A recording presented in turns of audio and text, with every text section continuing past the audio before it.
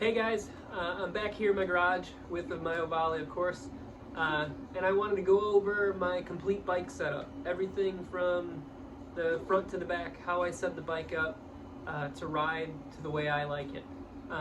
Just for reference, I do like to ride the bike, or have the bike on more on the softer side, suspension-wise, and kind of the feel of the bike, so I can feel more through the tires. But I'm going to go over everything one by one. So if you have any detailed questions about a specific thing, comment below, and I'll be happy to answer them, or maybe I can make a future video in depth on something else more specific. But I hope you guys enjoy. Alright guys, so I guess we'll start at the front and work our way to the back. We'll start with the tires. I do run tire warmers every time I ride the bike now. I do it with my big race bike, so why wouldn't I do it with the little race bike?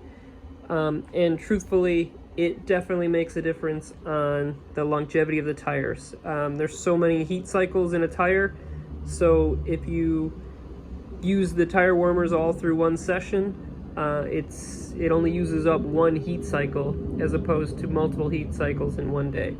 So with that being said, I always run tire warmers, both stands, and then I set, when the tires are hot, right before I go on the track, I set front and rear to 21, that's PSI.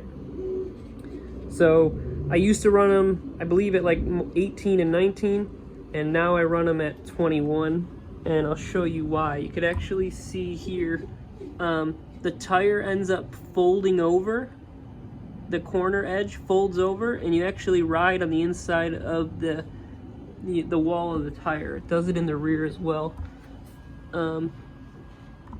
Maybe not so much in the rear, but so that's why I went up higher in the tire pressures, because the tires, one, the tires will take it, and two, because they were folding over like that. So moving on back, next, let's do the brakes. I'm gonna make probably the next video that I come out with is gonna be on brakes, but I specifically had to go up in brake fluid. I believe this says use .4 brake fluid. I think I have 6 now, or 5.5. It's actually right here. It's .4 brake fluid, but it's 600 plus rated.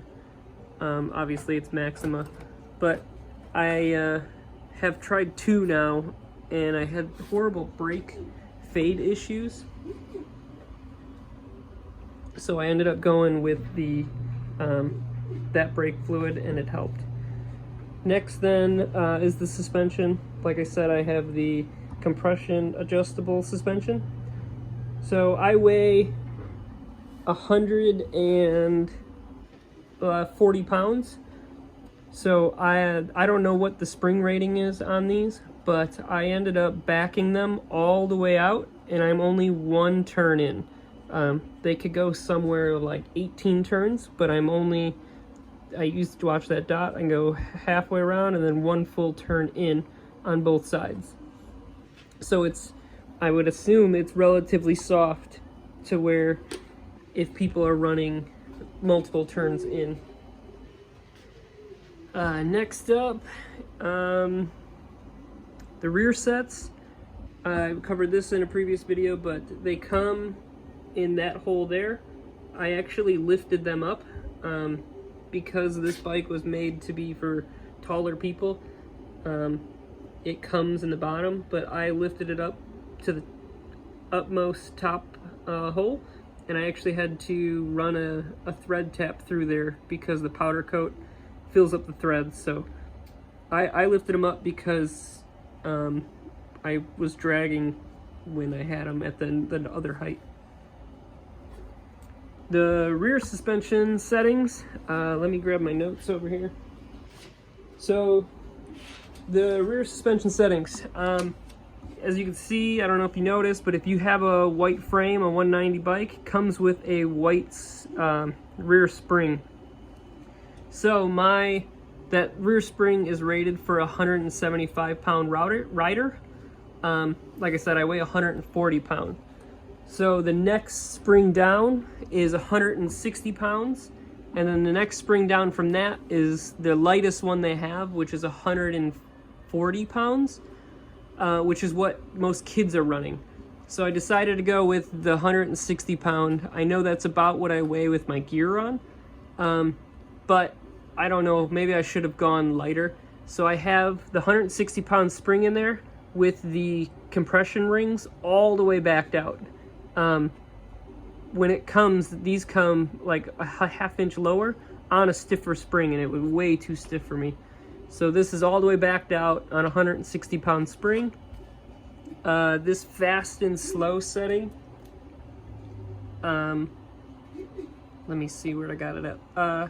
So if I turned it all the way in to fast, so as far as you can go into fast, and then I'm 8 clicks out in the slow. It's actually, I think it's really a slow movement as opposed to it being too jerky. So that's that one. And then this top one up here is the soft and hard setting. So if you go all the way again to the left, which is now the soft until it deads out, I'm 4 turns to the hard. So 4 turns, that'd be clockwise to the hard setting. And like I said, that's where I like it. I think it's probably a little softer than most people run, but I do prefer the bike to be softer so I can get more of a feel on the tires. This is a random thing, but it definitely, I can tell the difference, is the chain slack. Mine might be a bad example now because I think it's, no, it's perfect. I don't have a good way to show you how much slack is in here, but if it's too loose, I can actually feel that on the bike, and if it's too tight, I could definitely feel. When it's too tight, I actually feel it in the suspension opening it up. So as weird as it is, it's a critical thing to have. I would say there's 1 inch of play there in the chain setting. So it took me a while to figure that out, but I definitely prefer the right amount of slack in my chain. Again, I run GP shift. I'm missing a foot slider. But what else? The ergonomics. This was another hard thing, and a lot of people kind of discuss it, but is where your bar positions, whether they should be more forward or more back. I had them more forward. I've tried them back, and I really didn't like them back. So what I do is there's a little right here. You can see this corner right here. I've had them to where this edge was at the corner, and that's almost straight out. It's pretty straight. And now I don't know what the measurement is there, but it's probably a 1/4 inch or like maybe 5 mil from there to there, on both sides, obviously. I actually 3D printed a tool here. I was gonna sell it, but I don't know that anyone would be interested. But basically, without the lap timer on here, I'll just take it off.